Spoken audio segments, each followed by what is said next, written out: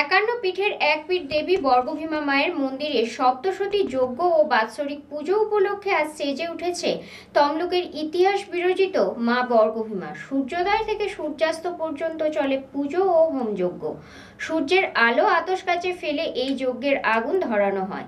700 শ্লোক সহ চণ্ডী পাঠ করে মায়ের কাছে যজ্ঞে আহুতি দেওয়া হয়।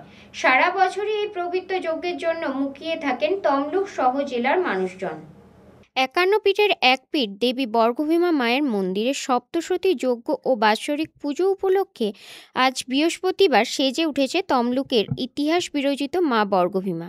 সারা বছরই এই পবিত্র যজ্ঞের জন্য মুখিয়ে থাকেন তমলুক সহ জেলার মানুষ। বহু দূরান্ত থেকে ভক্তরা এই যজ্ঞে সামিল হন এদিনের যজ্ঞ অনুষ্ঠান দেখার জন্য। সূর্যোদয় থেকে সূর্যাস্ত পর্যন্ত পুজো চলে। সূর্যের আলোতে আতশ কাচে ফেলে এই যজ্ঞের আগুন ধরানো হয়। বেলকাঠ, ঘি, ধুনো, কর্পূর মাখানো থাকে। এই যজ্ঞে দশম মহাবিদ্যা ছাড়াও গণেশ, ব্রহ্মা, বিষ্ণু, মহালক্ষ্মী, মহাসরস্বতী, মহাকালী, রুদ্র, শান্তি, নবগ্রহ, বরুণ, বাচস্পতি সহ বিভিন্ন দেবদেবীর পূজা হয়। বিশ্বশান্তি নেমে আসুক, কল্যাণ হোক সবার। এই মহাযজ্ঞের মূল উদ্দেশ্য হল বিশ্ববাসীর শান্তি কামনা। প্রতি বছর কাত্যায়নী চতুর্দশীর তিথি ধরে মায়ের বাৎসরিক পূজা এবং সপ্তশতী মহাযজ্ঞের অনুষ্ঠান হয়। এই মহাযজ্ঞে কয়েক কুইন্টাল কাঠ এবং ঘি পোড়ানো হয়। পাশাপাশি হোমে দেয়া হয় বিভিন্ন ধরনের ভেষজ। সমস্ত বিশ্ববাসীর শান্তি কামনায় এই সপ্তশতী মহাযজ্ঞ করা হয়, এমনটাই জানান মন্দিরের সেবায়েত সমীরণ অধিকারী। মায়ের কাত্যায়নী চতুর্দশী তিথি ধরে মায়ের বাৎসরিক পুজো হয়। গতকাল অধিবাস হয়েছে, অধিবাসে মায়ের মহাস্নান হয়েছে এবং অধিবাস ক্রিয়া হয়েছে। আজকে সকাল থেকে সংকল্প ক্রিয়ার পর মহাযজ্ঞের কাজ শুরু হয়েছে এবং মায়ের গর্ভগৃহে মায়ের বিশেষ রূপে বাৎসরিক পুজো হচ্ছে। আর মহাযজ্ঞ সপ্তশতী মহাযজ্ঞ, যেটা চণ্ডীর সপ্তশত শ্লোক পাঠ করে যে যজ্ঞ হয় এবং যেটা অলরেডি শুরু হয়েছে এবং যার অগ্নিটা আমরা সংগ্রহ করি সূর্যদেবের থেকে। সেই অগ্নি সংগ্রহ করে সেই অগ্নি প্রতিস্থাপন করা হয় যজ্ঞকুণ্ডে। তারপর সারাদিন ধরে চণ্ডীর সপ্তশত শ্লোক পাঠ করে সপ্তশতী মহাযজ্ঞ হয়, যেই যজ্ঞে প্রায় 3 কুইন্টালের বেশি কাঠ পোড়ানো হয় এবং প্রায় 1.5 থেকে 2 কুইন্টাল ঘি পোড়ানো হয়।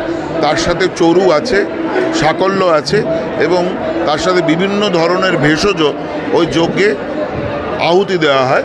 আমাদের উদ্দেশ্য ওই যে ভেষজ বা যা কিছু আহুতি দেওয়া হচ্ছে ওর যে থেকে যে ঘ্রাণটা মানুষ পাচ্ছে, সেই ঘ্রাণে মানুষের শরীরের অনেক উপকার হয়। আমাদের উদ্দেশ্য বিশ্বের শান্তি তথা মানুষের সবার মঙ্গল। সেই জন্যেই আমাদের এই মহাযজ্ঞ।